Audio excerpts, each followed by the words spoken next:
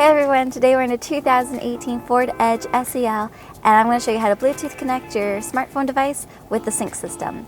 Today we're using a Samsung Galaxy S9. If you have a different Android device, it's going to be a very similar process. If you have a different sync system, we've got a video for that, so click on the link in the top corner. Before we begin, you might have noticed that unlike Sync 3, Sync doesn't have touchscreen. These 4 buttons correlate to these 4 options. First thing I'm going to do is open Settings, Connections, Bluetooth, turn it on, and then I'm going to click on Phone, Add. Search for Sync on your device and select Sync once it is found. I'm going to click on Sync.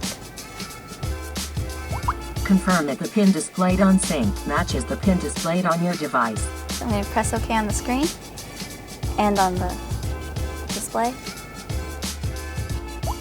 For your safety, please stay alert to changing road conditions and use Sync's voice-activated features while your vehicle is in motion. I'm going to allow messages. I'm going to download phone book. I'm going to allow contacts. And we're all set. So let's crank some tunes. I'm going to click on media. If it doesn't start playing right away, what you might have to do is to go into music and click the play button over here, and then you can turn it up. So although I was super excited to crank the tunes, one of the best features about connecting via Bluetooth is the ability to communicate hands-free.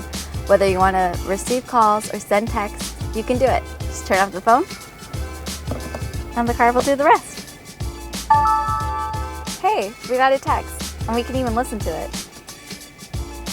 What's up? I hope this Island 4 tutorial helps, and thanks for watching.